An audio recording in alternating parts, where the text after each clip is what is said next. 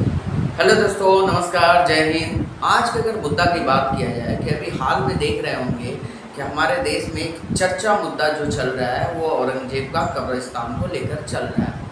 तो कब्रिस्तान का मुद्दा आया कहाँ से? कि ये आया मूवी छावा मूवी के माध्यम से। ये हमारे देश में ये मुद्दा पूरे महाराष्ट्र में फैल चुका है। जो औरंगजेब की क्रूरता जिस तरह से थी, जो एक फिल्म के माध्यम से उसकी क्रूरता को सामने रख दिया गया।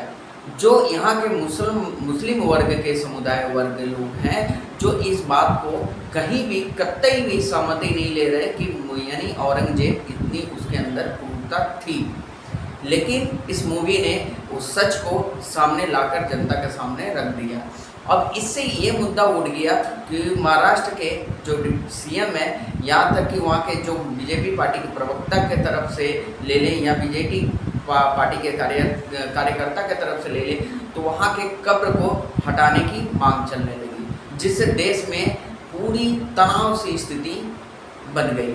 आज हम लोग उसी तनाव स्थिति के कारण आज देख रहे होंगे कि नागपुर में बहुत बड़ा दंगा हो गया, जिसके कारण आगजनी फैल चुका है। जिसकी वजह से आज हम लोग इस डिबेट में देखने वाले हैं, इधर से बीजेपी पार्टी के प्रवक्ता जो उपस्थित हैं सुधांशु त्रिवेदी जी, और इधर एआईएम पार्टी के प्रवक्ता वारिस पठान। दोनों के बीच में अच्छा घमासान विवाद होने वाला है। आज हम लोग इस वीडियो में देखेंगे कि इसमें कौन पार्टी क्या सच को रख रहा है और कौन पार्टी क्या सच को नहीं रख रहा है। आप लोग कंटिन्यू बने रहिएगा। अगर नए होंगे तो प्लीज़ इस चैनल को सब्सक्राइब कर लीजिएगा। चलिए आगे बढ़ते हैं।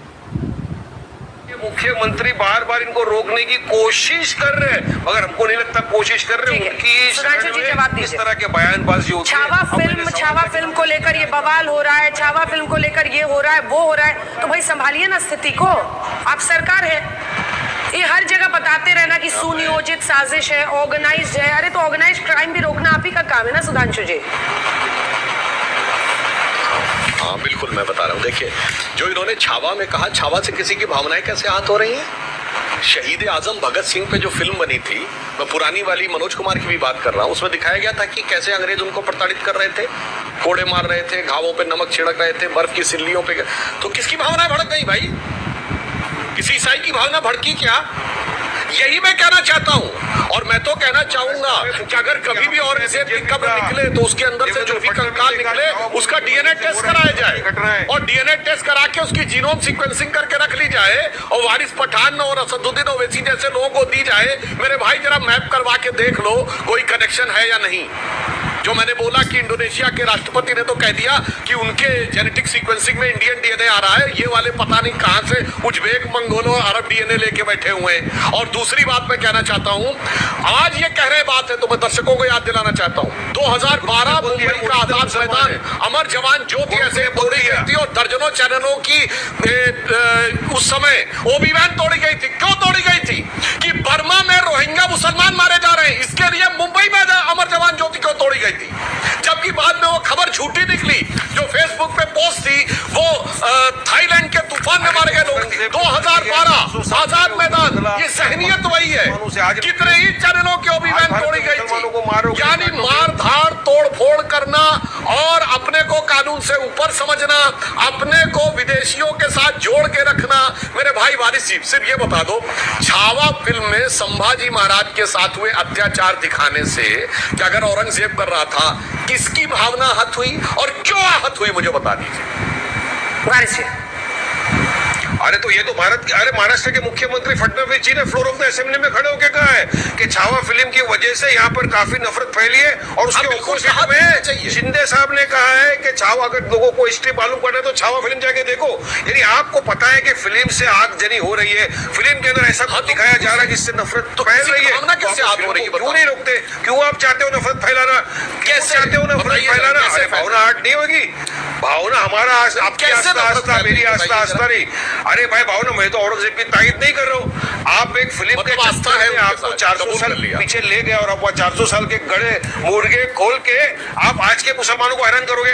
आप आज के भारत के मुसलमानों से बदला लोगे अगर 400 साल पहले किसी ने क्रूरता की उससे। ये बोलना है आपका क्या कि हम बदला लेंगे 400 साल बाद आज के भारत के मुसलमानों से, क्योंकि औरंगजेब ने उस टाइम ऐसा किया था हमारे साथ। अरे वो जो किया उसको उखाड़ के ले जाओ। ये नफरत फैलाना छोड़ो। आपकी नफरत की वजह से आज नागपुर जल रहा है।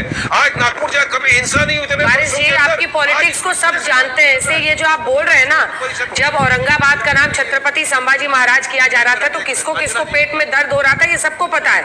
आपकी पार्टी वहां अच्छे खासा जमीन पर अपना पॉलिटिक्स करती है, इस पर तो आप जवाब देंगे नहीं, इस पर जवाब देंगे नहीं। 51 है और 104A है वक्फ कानून की धारा, जिसकी वजह से उस कब्र को कुछ नहीं किया जा सकता है, समझ गए? तो कानून के तहत ही चलना पड़ेगा, वही वक्फ बिल जिसका आप विरोध करें। अरे छावा फिल्म आपको अच्छी लगी क्या? देखी आपने वारिस जी? एक लाइन बोलता हूँ, एक बार ये फिल्म के बारे में रिव्यू देंगे। मैं नहीं देखता, मैं आलतू फालतू ओ अच्छा, वो आलतू फालतू फिल्म है, बिना देखे आपको पता चला? नहीं ये पिक्चर मैं तो महाराष्ट्र के मुख्यमंत्री ने जो कहा मैं नहीं देखता ये सब। कौन लोग हैं जो आहत हो रहे हैं? केरला फाइल, कश्मीर फाइल, कौन लोग हैं जो आहत हो रहे हैं? इसका जवाब दे दीजिए, कौन लोग हैं?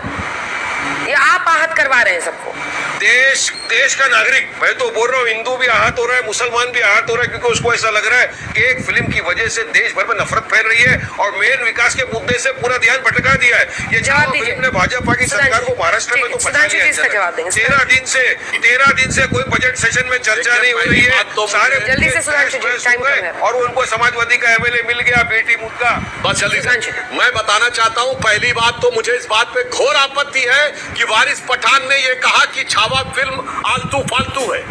छत्रपति संभाजी महाराज, जिनके लिए कहा गया है कि देश धर्म पर मिटने वाला शेर शिवा का छावा था, महाप्रतापी परम प्रतापी महापराक्रमी एक ही शंभू राजा था। और वारिस पठान जी, हम नहीं जोड़ते मुसलमानों को मुगलों से। आपके नेता अकबरुद्दीन ओवैसी ने बोला था हमने 800 साल इस देश में हुकूमत की है। वो हम कौन है भाई जिसने 800 साल हुकूमत की? किसने कहा था कि आगरे का ताजमहल किसके बाप ने बनवाया, लाल किला किसके बाप ने बनवाया, हैदराबाद का चार मीनार किसके बाप ने बनवाया? आप मानते हैं, हम नहीं मानते कि भारत के किसी मुसलमान का बाप मुगल है या औरंगजेब है, मगर जिन्होंने बाप बनाया है वही आग लगा रहे हैं, उन्हीं की भावना हद हो रही है और उनका साहस इस सीमा तक है। जी के साथ ये तस्वीरें जरा दिखाइएगा सुधांशु जी। एक मुहावरा भी बना हुआ है कि गड़े मुर्दे क्यों उखाड़ने हैं। अब बात तो औरंगजेब के खिलाफ और समझ में आता है, औरंगजेब क्रूर शासक, जो भी कहना औरंगजेब को करना है वो कहिए, लेकिन बात वहां से पहुंचते पहुंचते गड़े मुर्दे उखाड़ने तक पहुंची, कब्र उखाड़ने तक पहुंची और उसके बाद ये हिंसा हो गई। जवाबदेही किसकी है? सरकार आपकी है। महाराष्ट्र में ऐसी परिस्थितियां क्यों बनी?